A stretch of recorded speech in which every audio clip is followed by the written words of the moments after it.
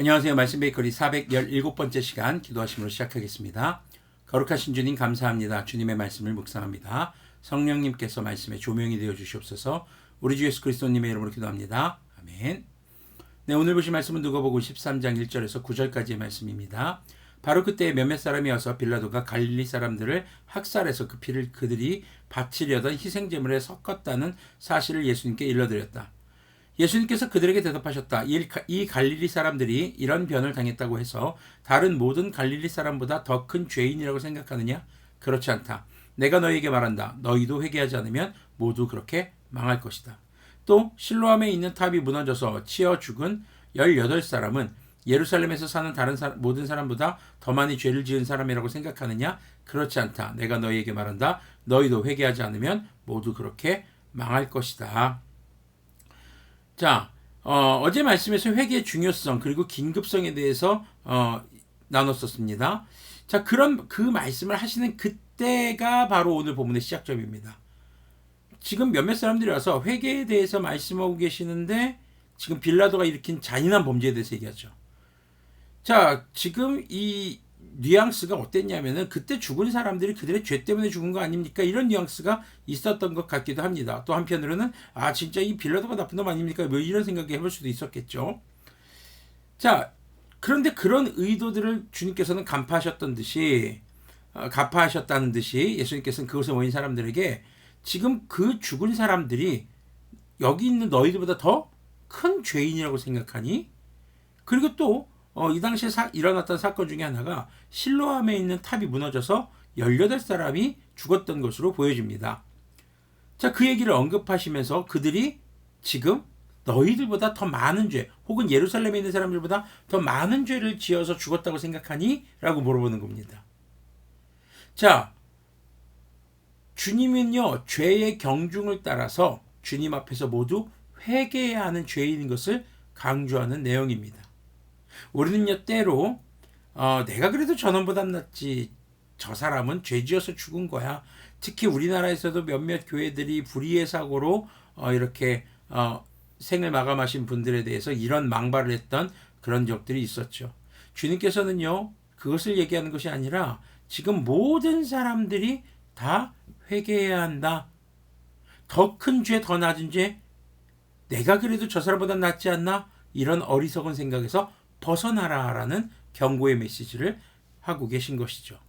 6절부터 보면요, 예수님께서는 이런 비유를 말씀하셨다. 어떤 사람이 자기 포도원에다가 무화과나무를 한 그루 심었는데 그 나무에서 열매를 얻을까 하고 왔으나 찾지 못하였다.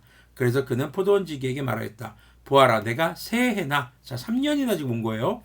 이 무화과나무에서 열매를 얻을까 하고 왔으나 열매를 본 적이 없다. 찍어버려라.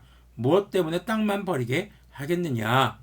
열매 맺지 못하는 나무를 굳이 보살펴야 할 이유가 없는 거죠. 자, 그러자 포도원지기가 그에게 말하였다. 주인님, 올해만 그냥 두십시오. 그동안에 내가 그 둘레를 파고 거름을 주겠습니다. 그렇게 하면 다음 철에 열매를 맺을지도 모릅니다. 그때 가서도 열매를 맺지 못하면 찍어버리십시오.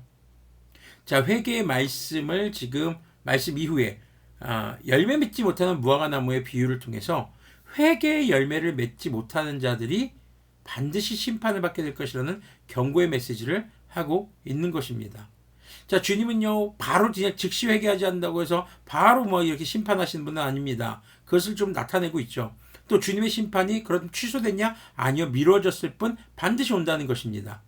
그리고 주님의 인자하신 성품이 죄인들에게 회개의 기회를 연장해주고 계신 것을 또 강조하고 있는 내용인 것이죠.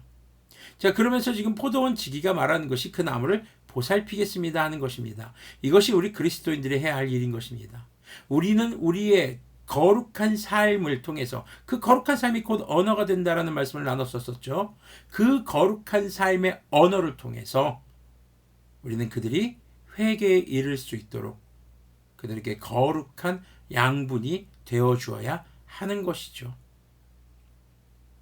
그것이 바로 우리가 해야 할 사명입니다. 먼저 회개한 사람들, 먼저 주님의 구원을 맛본 사람들이 해야 할 사명인 것을 기억하시기를 바랍니다. 그렇기 때문에 우리에게 기회가 있을 때 더 늦기 전에 회개해야 합니다. 그리고 회개한 자들은 우리 주변에 주님께 아직 회개하지 못한 자들을 그들에게 회개의 중요성과 긴급성을 전하는 그런 거룩한 주님의 증인으로서의 삶을 살아가야 할 것입니다. 기도하겠습니다. 거룩하신 주님 감사합니다. 주님의 말씀을 묵상했습니다.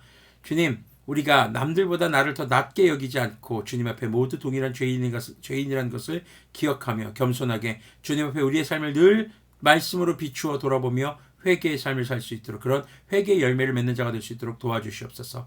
그리고 주님 앞에 회개의 열매를 먼저 맺은 자로서 정말 어떤 기득권을 가졌다는 착각에서 벗어나서 우리가 먼저 회개의 열매를 맺었다는 것은 아직 회개의 열매를 맺지 못한 자들에게 거룩한 삶으로 회개의 열매를 맺을 수 있는 거룩한 양분이 되어야 하는 그런 예배하는 선교자, 선교하는 예배자의 삶이 되어야 하는 것을 기억하게 하여 주시옵소서. 우리 주 예수 그리스도님의 이름으로 기도합니다. 아멘. 네, 오늘의 회개를 내일로 미루지 않는 그런 우리들이 되기를 소망합니다.